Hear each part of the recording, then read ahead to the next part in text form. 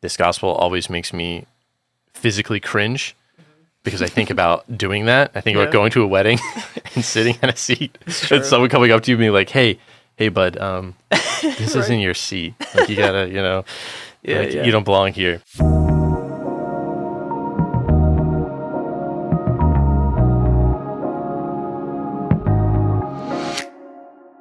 All right, welcome back to the episode.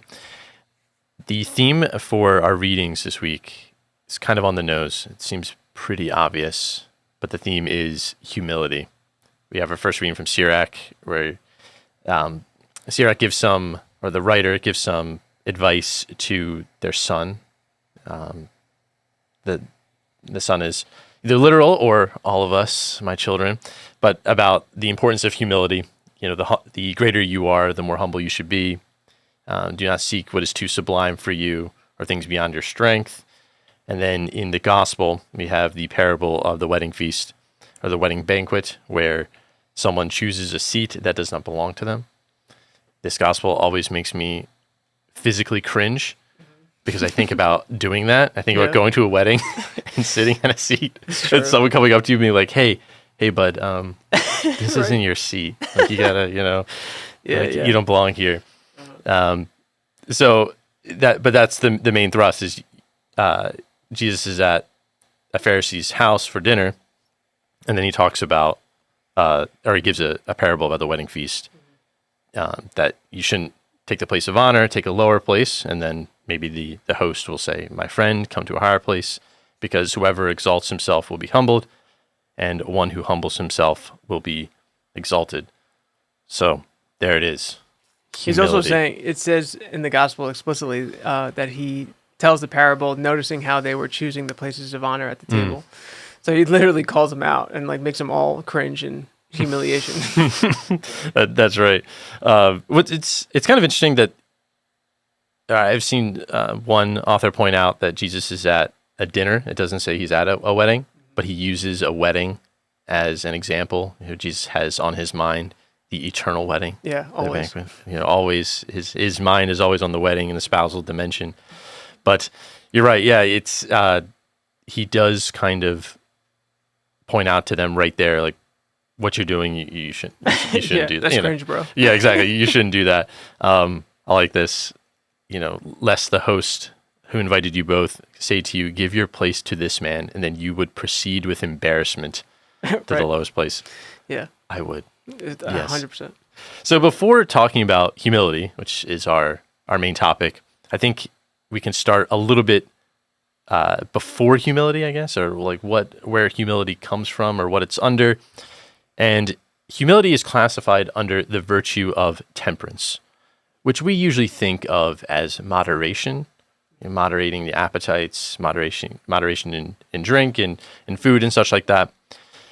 But the Greek that we then translate into Latin as temperantia and then temperance, the Greek implies a more directing of reason and has this idea of a proper ordering of your desires within yourself. So it's an ordering and directing virtue, temperance.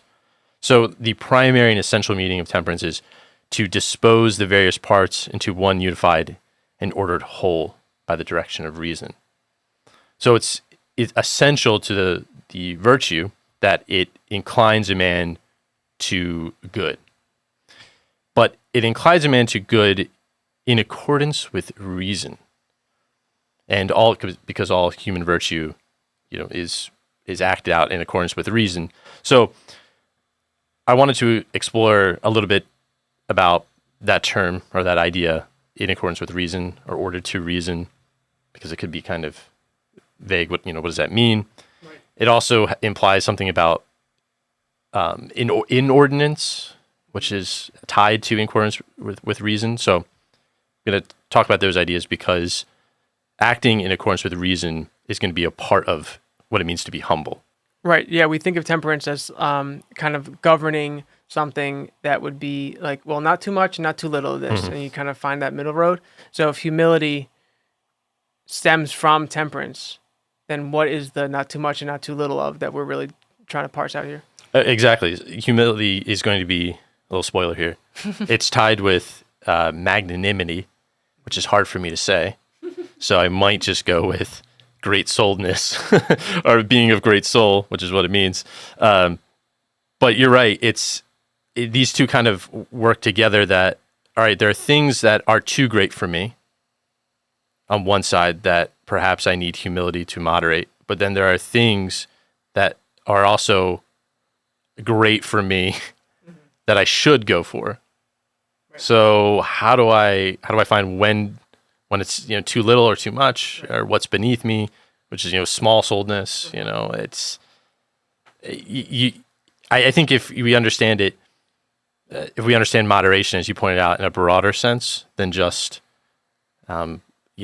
means or a little bit of this, a little bit of that. Yeah.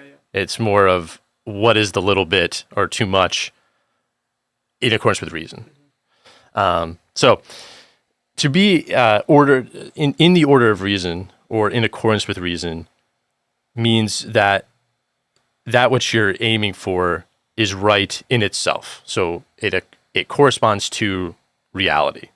The order of reason signifies that something is disposed in accordance with the truth of real things. So you're pursuing this end because it reveals itself to you as true and in reality. It's a real thing. Right reason has the direction to move man towards a natural good or good end. So the appetite makes sure, or temperance makes sure that we don't kind of wander from this rule of reason, that we incline towards what is good for us and away from what is bad for us. Now, this inclination on either side is sometimes called, inordinate, which is a Latin word, which is comprised of two. It's a compound word, so it's in meaning not, and ordinatus, which means to order. Mm-hmm. So basically, out of order, disorder. So when one is inclined inordinately, and one is inclined, one is inclined to disorder, mm-hmm. or unarranged, not according to an order. However you want to say that. And this, what it really implies is that there's a law to human nature that we have to, or a law really to reality that we have to act in accordance with, and that the law is not something, or reality is not something that we create, right, and we just choose however we want. It's like, no, reality reveals itself to us as having a truth independent of us, mm-hmm. that we have to conform to. And it also implies kind of a moral universe, I guess you want to say. Like there's you can't pull a crime and punishment and just rise above reality and say, well, I there isn't anything external to me. I can create, reality as I will, or I can break any sort of moral law, supposed moral law. Right. And no, it's both those things. Reality and the moral code reveals itself to you as something you have to conform to. So humility is the observance of this right reason. So a man has true self-esteem with the virtue of humility. So the opposite of that, pride, doesn't observe this rule. So if a man is prideful, he has an inordinate, a disordered desire for his own excellence, whereas, and therefore an inordinate self-esteem. Whereas someone who is truly humble, we would say, actually acts in true estimate of themselves. It's an estimation, or an interior estimation of ourselves according to the truth of our being. That I think, it's not that I think little of myself because I'm a small-souled person, or like a false humility. It's like, no, this is actually just the truth of my being, that I'm not 6'5", so I can't really play, professional basketball. Right. Yep. That's just a recognition of reality. Yeah, I think about all the ways that we colloquially use the word humility, and so many like buzzword terms like self-esteem, confidence, reality check, down to earth, like all these things that are kind of scatter plot connections to humility. And it does take something like temperance to order those things. So it's like, well, so how confident should I be without falling into pride? How magnanimous should I be without falling into, pride again? Or how should I see myself as dust, made from dust, and dust I will return, in relationship to God? How much of that do I observe without falling into, self-deprecation and, just all of that depression? So it does, like, the idea just scatters into so many different avenues that lend itself to just go into one extreme or another, which leads to an inordinate disposition, in which you would have to order yourself temperately. I think you're right. The virtues of humility, the vice of pride, and the virtue of temperance are all really kind of misunderstood, mainly because of the... they're used all the time, and people just be like, well, this is what humility means to me. It just means, like, think of yourself as dirt, or no, humility means that you, like, understand who you are, and that means you should go after life with full ambitions. Like, all right, like, let's get some, let's get a rule here. Yeah, and that's, that's our aim, I think, today, is to, let's make some sense of all this. Let's try to pin down a little bit about what it means to be humble, because you're right. People think of humility as this, like, disparagement sometimes of your own being, or like a constant self-accusation, that you should have inferior feelings about yourself, that you're such a horrible person. Right. And I think if we get a good understanding of humility, and especially its neighbor virtue of great-souledness, it actually has a totally different we will have a totally different understanding than I think what common culture understands it as. So in the Summa, Thomas recognizes this paradox of on one hand, humility inclining us, kind of restraining us in a sense, and then on the other, that we have this great-souledness to pursue big things, the great things. So how can these two kind of coincide? That the striving of the mind towards great things are potentially great things, but then also kind of keeping us in check. So he says that that man possesses something great through a gift of God, but then he also possesses something defective because of his nature. So great-souledness makes or deems a man worthy of great things because of the gifts from God, but humility makes us consider our own deficiency. So you have to kind of keep both of these in your mind and in intention, that on one hand, you have to have a true estimation of yourself, like I said, through humility, that I am not 6'5". I haven't really played basketball in years.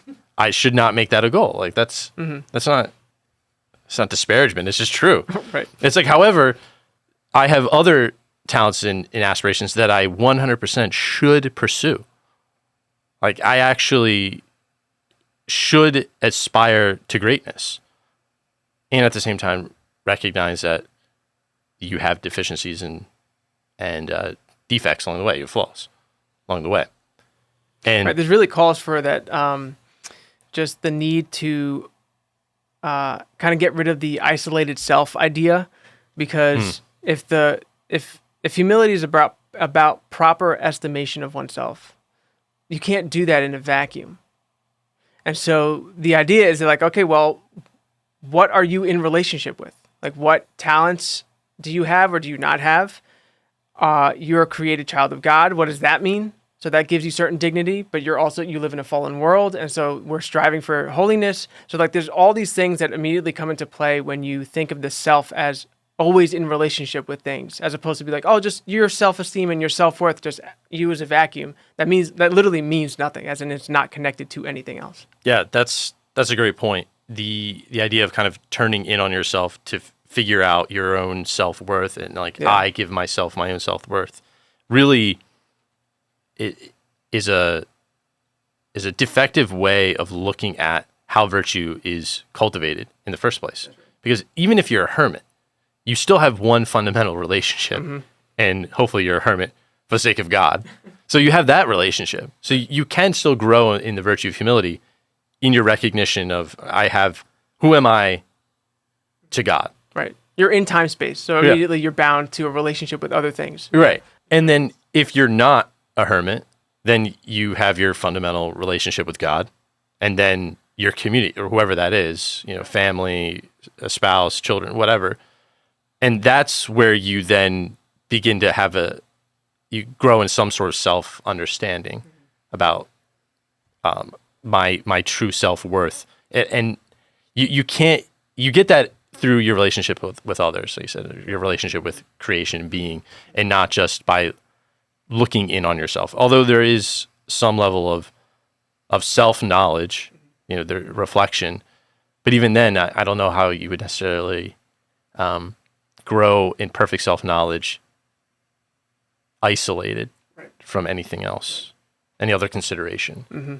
It would be to say that like my relationship as husband is not as essential as my true self identity, which is like just a bad way to think about identity. Like identity is relational, like Trinitarian, Father, Son, and Holy Ghost. Like they're all by definition relational.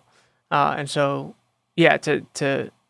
but the thing I think that's important to think about also, it's like, it's not just related to the externals, it's also related to you and like your gifts and talents, and your vices and virtues that you currently have, natural vices and natural virtues that you have proclivities towards. All of that's like a mixed bag of relations that you have to sort to figure out, well, here's what I'm good at, here's what I'm bad at. And then like that helps you, I don't know, center. Yeah.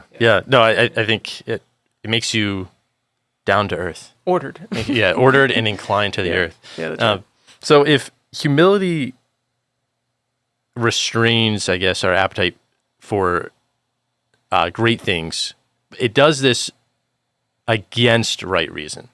So it's our straining for great things that are not in accordance with right reason. But magnanimity urges the mind towards great things in accordance with right reason. So humility restrains things that are against reason, but magnanimity impels us according to right reason. So again, the striving for heaven is actually magnanimous.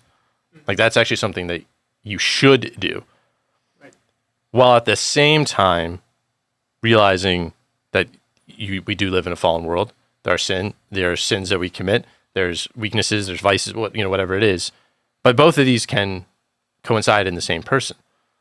So Thomas says that's where we kind of think of it as a paradox, but really it's because both humility and magnanimity have the same matter, which is striving for great things, but a different mode. So both humility and magnanimity are ordered towards great things. Humility restrains us from great things only because it's against right reason. It's this is the sin of the angels, of wanting to be like God, but by their own grasping. And magnanimity impels us towards great things because they're actually what reason says we should do. Well, one thing I should have added about right reason is it's not just what we can know naturally, but also what is revealed to us through faith and revelation. So the idea of striving for heaven is perhaps maybe not something that we would naturally understand, but through faith and revelation, you realize that that's actually, to strive for that is not contrary, right, to what we know, not contrary to reason or anything like that. So the classic definition that Thomas uses from an older tradition about humility, I think ties to our gospel, and it's that a humble man is called humble because he is bent to the ground. that is inclined to the lowest place. And that's something that Christ recommends or commands, is that you should kind of paradoxically strive for the lowest place. So it's again the combination of magnanimity and humility, this striving for great things, but the great thing that you're striving for is the lowest place. Yeah. That's the Christian life in a nutshell. Right. I feel like when I was in seminary, there was always like a competition of humility. I'm sure. Like who, someone would stand up from a table and be like, "Let me get that plate for you," and someone else is like, "Let me get that." It's, which, hey, listen, it's there could be worse things. Yeah, exactly. And if it's coming from the right place, you're trying to outdo each other. Yeah. In holiness. In holiness and in virtue, which St. Paul says it somewhere, I think. Not exactly that language, but in one of his letters about kind of outdoing each other. Yeah. In virtue. But anyway, so he says that you can kind of be inclined to the lowest place through, he said, an extrinsic principle. So this is when one is cast down by another. So humility is a punishment, which we see in the gospel, someone who chooses the highest place, but then is asked to give up their seat because someone else belongs to someone else. So there, someone is humbled, but it's not really the humility that we're striving for. We'd rather not be humble as a punishment, but perhaps imperfect humility is from a punishment. And he says humility can also come about through an intrinsic principle. So this is when we would consider humility as done well. So when one recognizes faults and failings or sin and therefore realizes that they should be inclined to the lowest place, this is what we would call this humility as a virtue, that it was something that is intrinsic to the person. And this goes to the heart of the virtue of humility is really, it should be an intrinsic principle. So it should be an interior attitude that may show itself exteriorly, but those things are secondary. Taking the lowest place at a wedding is an exterior action, but hopefully it was cultivated from this interior disposition. Because as we know from human experience, psychology, there can be external signs of humility, but no internal disposition or reality. So it goes with every action ever. Yeah. Right? Like the many motivations for every action. And so this really goes back to the like doing versus being thing. It's like Christ is not calling you to take the lowest seat as an act that you check in a box, as opposed to like be a person that wants that. Mm-hmm. And your desires and your orientation is of that. Maybe it externalizes. Maybe you walk into the wedding party and like, here's your assigned seat. It's like, oh shoot, I'm not humble. It's like, that's kind of irrelevant. So it's really about that interior disposition, because again, like all external actions can be, picked apart in a kind of hermeneutic of suspicion of like what's motivating you. Yep. And I think the gospel points this out, that if you choose the lower place from this disposition, from, being a humble person, and then you're raised up, well, there's no sin or fault of yours there, because it was an external person. It's, of course, the host is Jesus himself.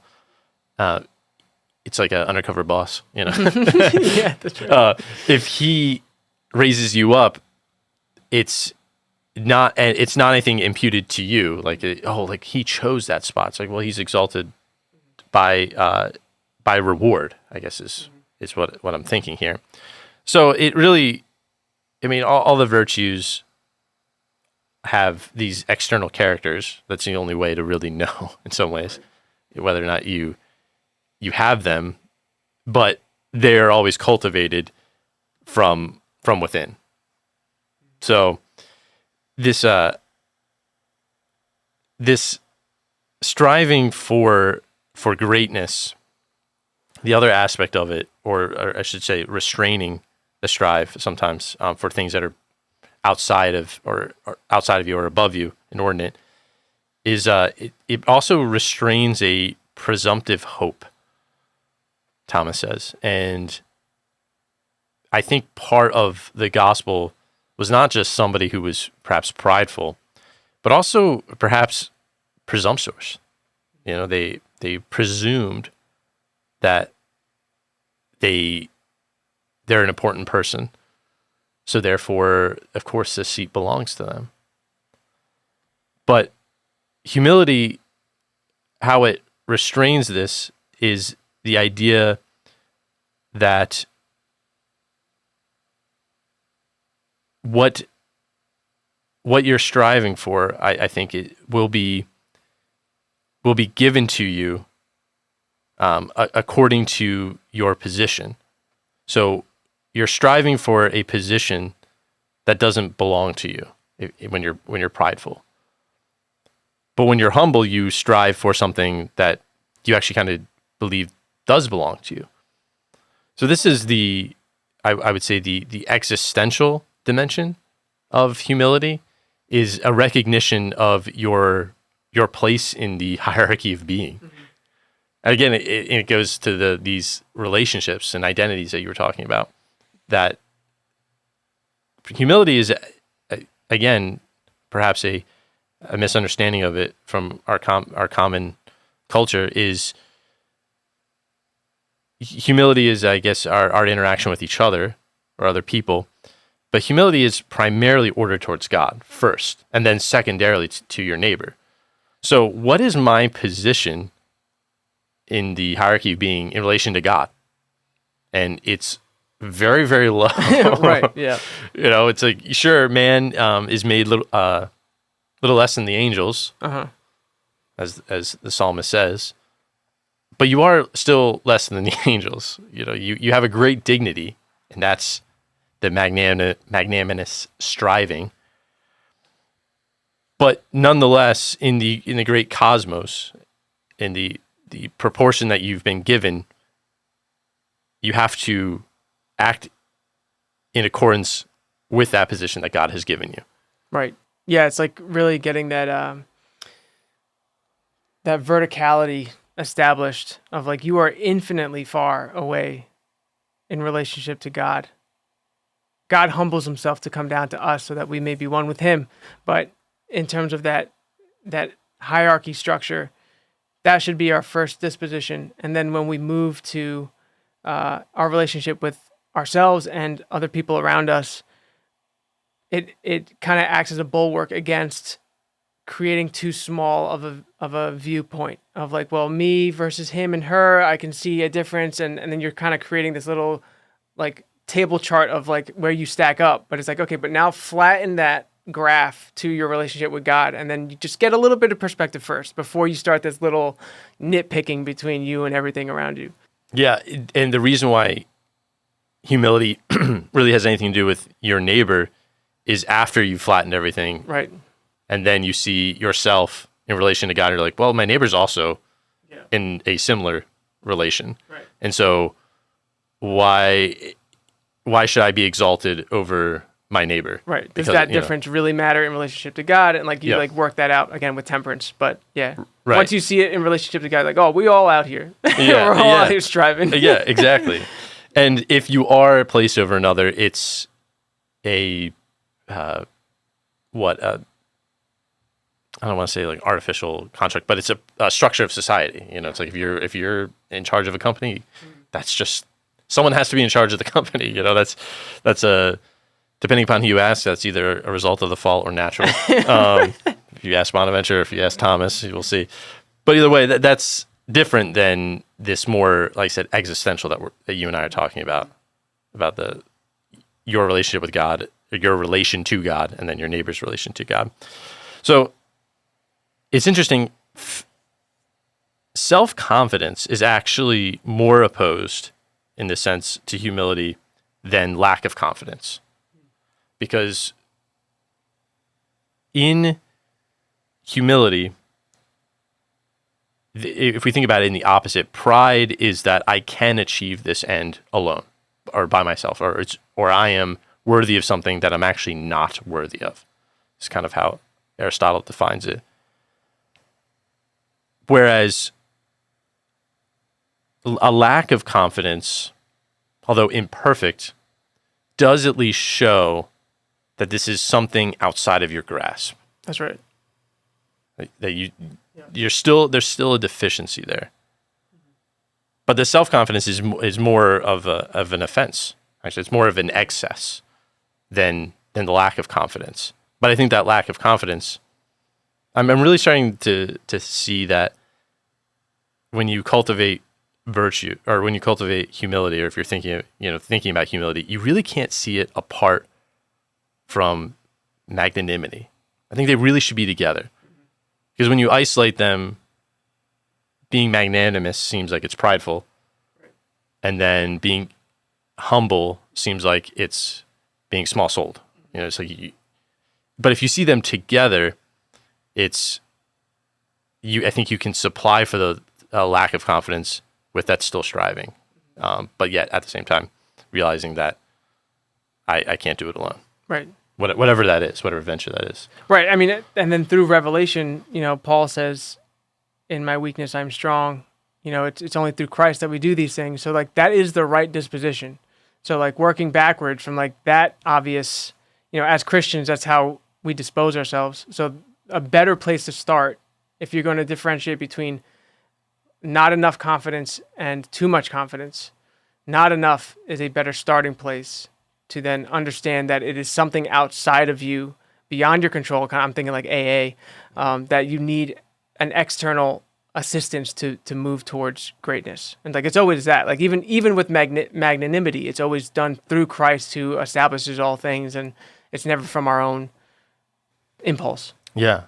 No, I think that's exactly it. Is to whatever endeavor you're going on, especially the Christian endeavor, if you think of it as completely up to you, then that it's just you're going to fail. Yeah. Like you have to see it, if you see it as there's this external help to lift you up and guide you along the way, I think it supplies for those other defects and weaknesses. Right. Like establishment number one is God, you are not. Yeah. There's a deficiency there. You're called to greatness, magnanimity, etc. But that first, like, there's a gap here. Creator, creature.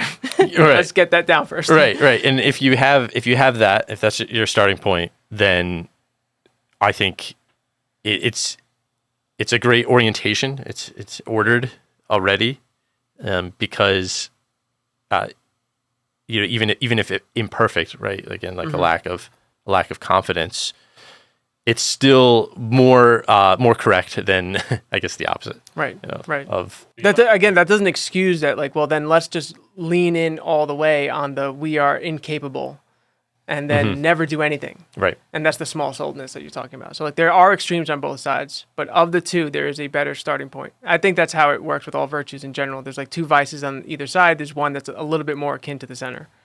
Yeah, that's right. And that'll at least, again, even if imperfect, that is closer to the way you want to go, the right track. I'm thinking of like courage, where you have cowardliness and rashness. And like rashness is a little bit more akin, that kind of like brave-souledness than cowardliness. So like there's two opposing vices, but there's one that's a little bit more akin to that mean. Right. And intemperance probably less. Right.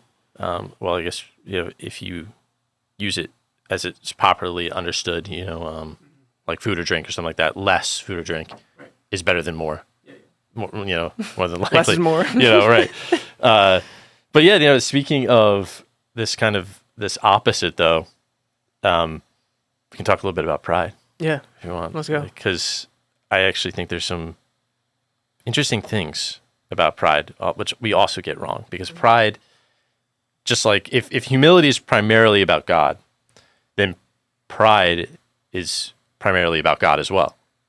In the inverse, in your relationship with Him. Again, we think of a prideful person as someone who boasts, and it's like, okay, that's part of it too.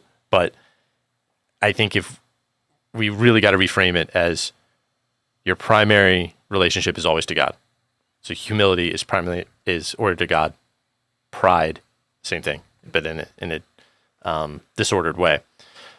So pride, from its kind of etymology, is called so because it's where a man aims higher than he is.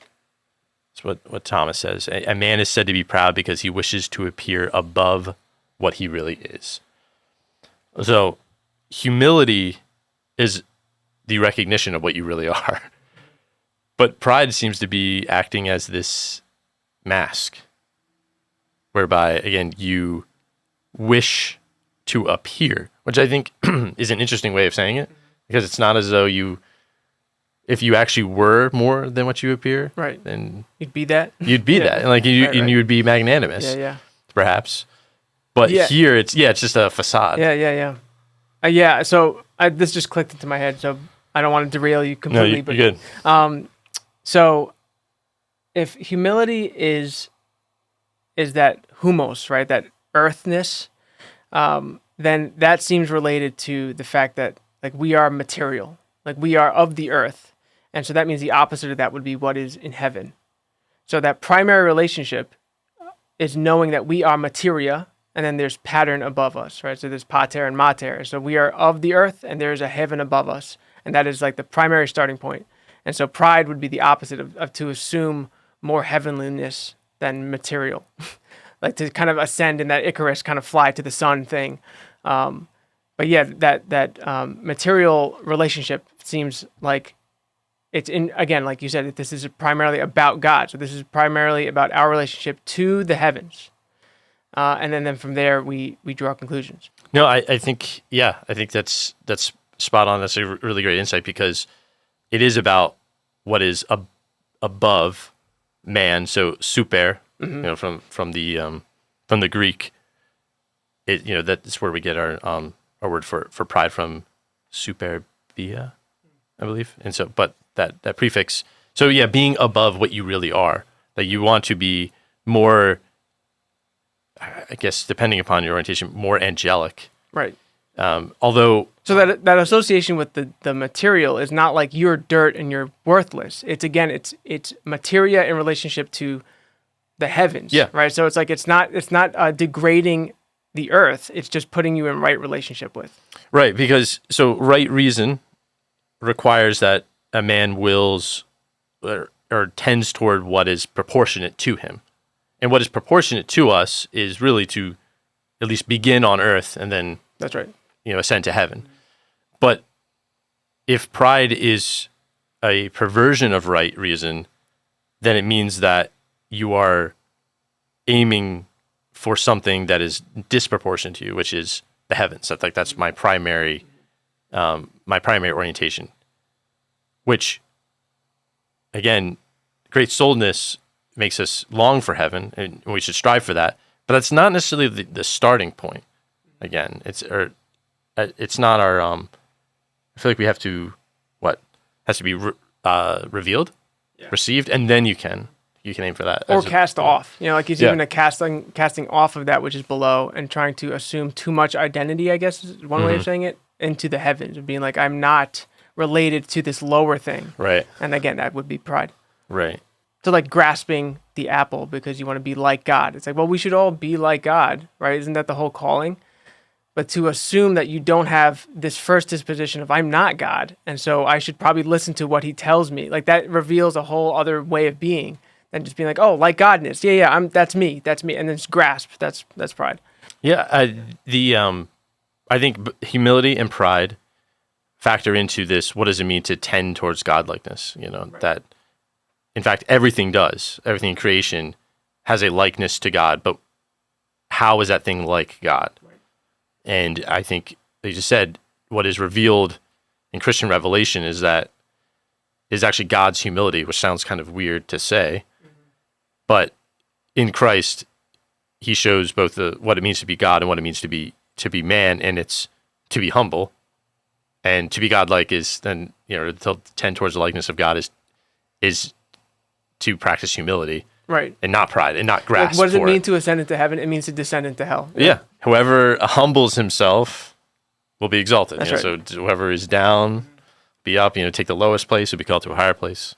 Yeah. It's all there. And then even the grasping, from our first reading, don't reach for something beyond you.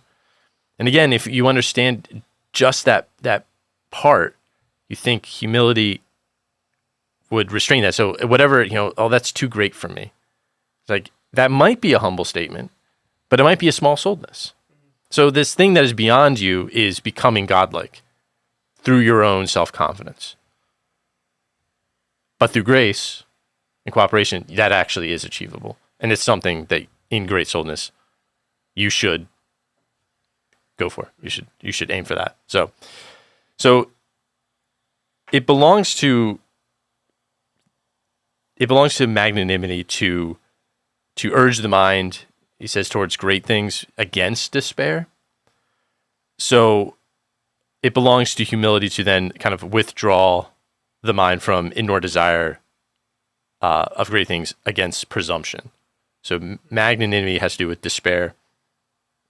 Humility has to do with presumption. So we can say that then, I guess, in the inverse, pride would make you a presumptuous person, to presume on your own strength.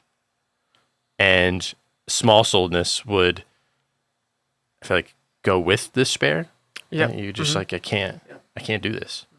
So you just kind of give in. Yeah, both of which seem like contradict the theological virtue of hope. Right? Yeah. It seems like you said that presumptive hope of being like, I deserve this spot in this seat, and so I'm going to go take it. But it's like, maybe you do, but you should not assume that you do. Mm-hmm. You're always in this kind of eternal striving state, and then like let the external, let God reveal to you that you do in fact deserve the seat or not. Versus I don't deserve any seat, and you just leave and don't even show up to the wedding.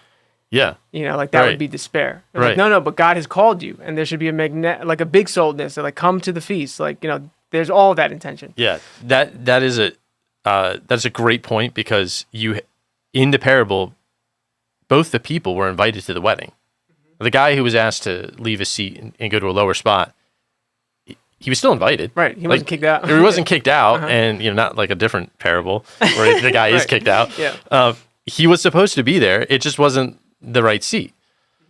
And so I think you're right that despair would actually say it's not even worth going.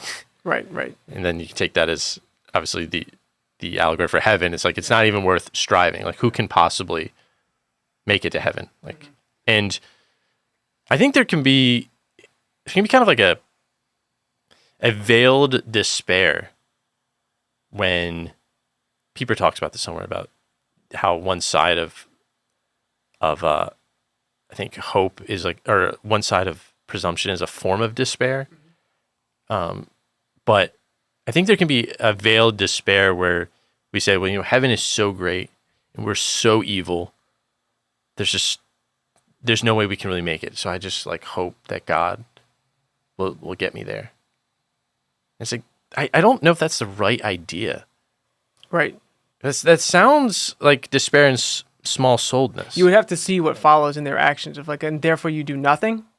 Right. Like that would indicate a type of despair of me. Like, I hope God just shows up, with like some miracle out of the sky and pulls me into salvation. And in the meantime, I'm not going to do anything. Seems like it's brewing this despair, as opposed to a humility of like, oh no, God. Yeah. Right. God helps all things and grace flows through everything. It's like that. You watch by the fruits of what would happen. Yeah, I think that's right, because there could be a way that it could be a statement of humility, right? But it could be a statement of despair. Right. And I think sometimes this extreme form of I don't think it's necessarily like faith alone, because I think it's an extreme form of it almost becomes something else. But this idea that God will kind of work everything out in the end. There's not really anything I can do. Well, yeah. So let's like tease that apart and think about, the faith alone idea seems a little bit related to like heaven alone and not the works and not the incarnate realities of what happens on the materia, like in the world. And so there's a pride there of putting too much emphasis on the patterns that are above, that have no effect on what's below. And so there, again, like that despair links to pride being like, is it prideful to say in the end God's going to sort it out and I'm not going to do anything? Like on the surface, it seems like no. Mm-hmm. But if you really dig down, it's like, well, there's not a right ordering of humility, a right ordering of yourself in relationship to God and what you owe to God, what you ought to do, come to the feast, all of that. So it seems like there's that like too much emphasis on like, well, they're going to control it and I don't do anything. Right, because this great souledness says that what you can do, you should do. Right. Even, actually, perhaps even a step further, even if it's a little bit out of your grasp, but it's still a potential. Right. It's like you just don't have it, but it's within reach or a reasonable reach. Then you should strive for it. This is really that line that Peterson is talking about all the time of like that 1 foot in chaos, 1 foot in order, of just like that balance. It's every time we like come up with a new point about this, it's always like, well, there's this and there's that, and I don't know, there's something in the middle. It's like that's really what virtue is that just kind of like being always and always sorting that out, and you're like surfing a wave. Yeah, because it's again the more I kind of dig into humility, the more it is kind of a tricky virtue because it does need to be balanced with pride, but it's also balanced with small-souledness and magnanimity. You know, it's kind of got all these things mixed up together. And even Thomas, when he talks about it, he says that humility has to do with the appetites. And it's like, well, but isn't there like intellectual humility? And there's, humility of the will. And same thing, in reverse with pride. Isn't pride the Luciferian intellect, the prideful intellect and the prideful will? And he's like, yeah, kind of that too. Like it's when we say it has to do with the appetites, we mean kind of broadly speaking, right? Not just your sensitive appetites, but also like your will is an intellectual appetite. So it's kind of all these things. Right. Yeah. So it's like it's hard to really pin down like, oh yeah, this is I guess this is when you're definitely acting like a humble person. It almost seems like you would need somebody to be an exemplar of the way. That's right. Which is the Christian life. Yes. Like this, like, well, there is a man who did it perfectly and, came down from heaven and canonically emptied himself in humility. And that's our mission, is to just live as he did, imitation of Christ type vibe.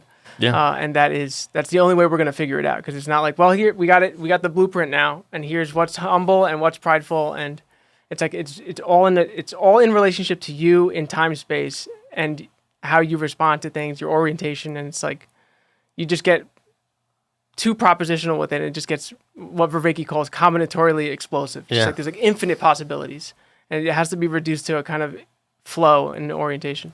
I think just psychologically, the incarnation was necessary for that. Like you need an exemplar. Like we are like creatures of imitation. Right. I'm sure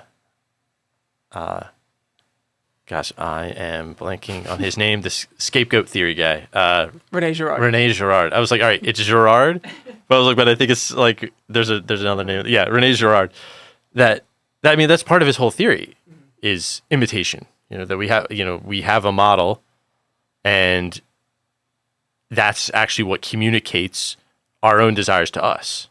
We think we kind of create these desires for ourselves and that we're autonomous and self-willed. But in many ways, there's an unconscious model that we follow. I mean, this is what advertisement is, influencer culture. And so I think you're right. In order to say, okay, how do I exactly balance all these things, these vices and virtues? It's like, well, you need an exemplar. It always goes down into this rabbit hole, especially if you think critically and trying to use that reason to not lean one way or another, depending on your own proclivities. Of well, if you're kind of a boastful person or like a choleric in the temperament sense, and like the emphasis on magnanimity, then that's the thing you really push when we're talking about humility. Like, oh, but just remember, always remember magnanimous. It's like, okay, yes. But if you're really trying to think critically about it, then any type of inquiry in virtue will always lead to this like combinatorially explosive, like, well, it's this and also that and that and that, and find the middle somehow. And it's always about that being versus doing. Yeah, it's an odd thing, but virtue is actually the cause of vice. It can be that you can be prideful of your virtues. Yeah, exactly. Which, so you're never out of the hole yet. Like at any point, being like, I'm really doing good on this humility thing. It's like, well, once you acknowledge that too much, then you lost it. Right. So it like as you said, it's like, well, once you start kind of thinking about and pursuing either virtue, practically or speculatively, like you're learning about them, it just explodes immediately, and you see. If you look up some different, if you look up this in the Summa or any book kind of that treats the virtues like this, you'll see that you have temperance and fortitude and all the virtues, and then underneath of them are like, well, here's all these sub virtues, and here's all these sub like vices, of which we're talking about today. Humility is a sub virtue of temperance. And like I said, it explodes.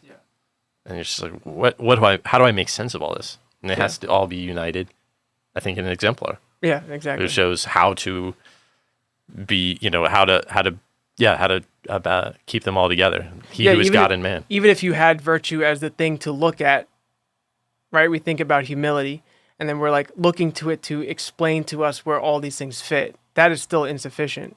Like that's why Christ is the head of everything, right? Like call back to the first episode. Like everything relates to Christ, in that it's really about the orientation to him to reveal to us how all these things are nested together. Otherwise, even looking to particular things, good or bad, don't entirely encapsulate how we live out those things. Yeah. No, I think you're right. Like they're, even if Christ himself hasn't lived a certain way, let's say like married, or, as I once got into an argument on X about this, was Christ ascetical? As opposed to John the Baptist or something like that. Even if he doesn't live exactly that life, there's still something he has to offer for it, about how to live it. Christ, in particular, his life in particular, does not have to encapsulate all styles or vocations, or however we want to say, all different aspects, but he doesn't have to do that, but he still can inform all these other ones. So he does act as that exemplar, and it's not like, well, if you're going to be an ascetic, then you're not a Christian, you're a John the Baptistian. Yeah. Like no, like every vocation, every like incarnate instantiation of humanity culminates into the pattern of Christ. Yeah. And so like that's who we look to and orient ourselves in order to figure out how to work vainglory and pride and humility and false humility and all of that. It's like there's a pattern there that if we just orient that way, then it intuitively gets revealed as to how we act in the day to day. Take my yoke upon you, and learn from me, for I'm meek and humble of heart. That's right. Look to him as the example.